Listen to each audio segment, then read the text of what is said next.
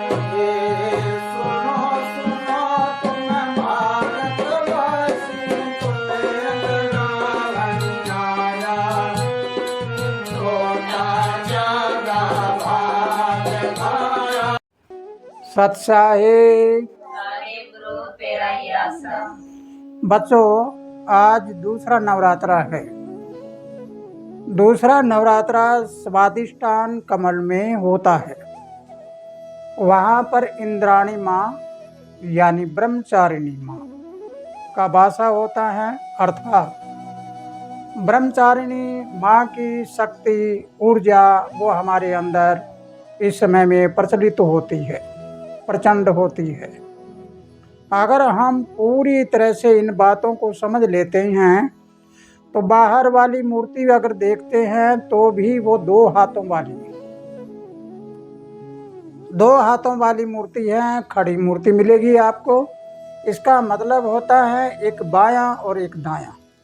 अगर तुम बाईं ओर रहते हो तो फिर संसार की बातों में लिप्त रहोगे, और स्वादिष्टान कमल में क्या होता है, काम शक्ति होती है। तो इधर सांसारिक की काम वासनाओं में आप विलय हो जाओगे। अगर आप दाईं ओर रहते हो तो दाईं ओर ब्रह्मचारिणी माँ की शक्ति होती है।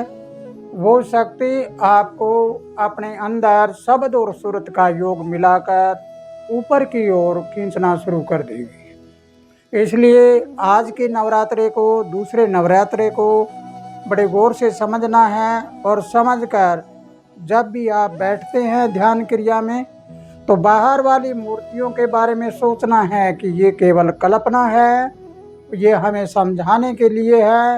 लेकिन हकीकत में जो मूर्ति है, हकीकत में माँ ब्रह्माणी यानी ब्रह्मचारिणी या इंद्राणी है, वो तो हमारे अंदर है, बाहर नहीं।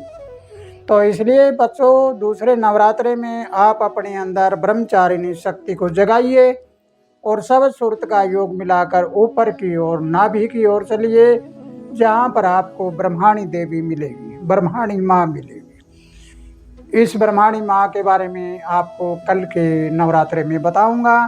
तब तक के लिए खुशहाल रहो, आनंद करते रहो और अपने नवरात्रे को खुशी अमन चैन से मनाते रहो।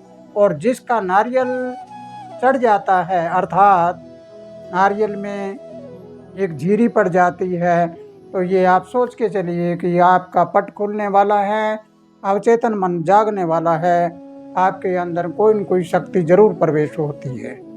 इसी के साथ सत्साहे। गुरु तेरा ही आश्रम।